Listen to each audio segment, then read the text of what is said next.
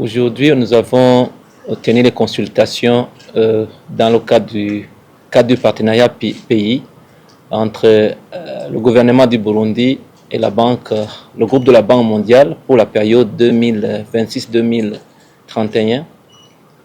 Il y a ce qu'on appelle les cycles de financement.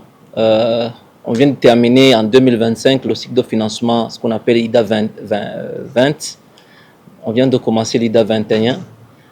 Donc, à chaque fois qu'il y a un nouveau cycle de financement, la banque, le groupe de la Banque mondiale, le gouvernement s'assied ensemble pour se convenir sur les priorités du gouvernement pour les 5 prochaines années. Je vais dire 2026-2031. Donc, il était question aujourd'hui d'échanger sur les grands axes ou les différentes priorités du gouvernement sur cette période, parce qu'il y a une enveloppe additionnelle de plus de 400 millions de dollars.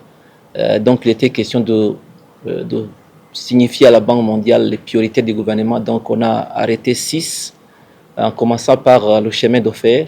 On a besoin d'un financement de la Banque mondiale, parce que c'est un projet qui a été réalisé avec le financement jusqu'ici de la Banque africaine de développement et les ressources nationales. Le deuxième axe, c'est l'appui à l'industrie extractive.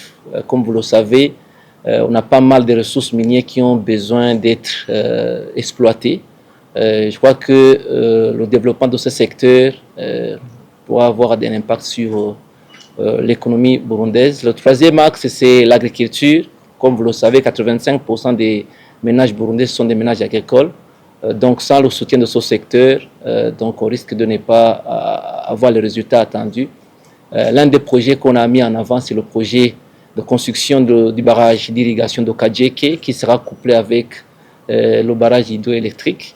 Le quatrième axe, c'est l'énergie. L'énergie qui est l'un des moteurs de la croissance.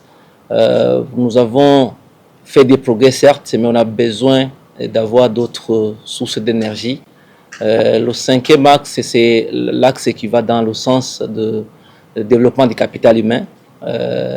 Donc, on a besoin de développer de ce secteur au niveau de la santé, au niveau de l'enseignement professionnel, parce qu'on aura besoin des ressources humaines bien éduquées et en bonne santé. Donc voilà un peu les différents axes sur lesquels on a voulu construire notre partenariat sur les 5 prochaines années avec la Banque mondiale. Les engagements du Burundi, c'est d'abord, comme vous le savez, nous avons une enveloppe qui est d'1,8 milliard, 800 millions, 1,8 milliard de dollars déjà disponibles sur les autres cycles, les projets qui sont en cours. Maintenant, il faut qu'on essaie à apprendre déjà du passé, des expériences du passé, parce qu'on est à un taux de décaissement pour les projets de la Banque mondiale de 21%.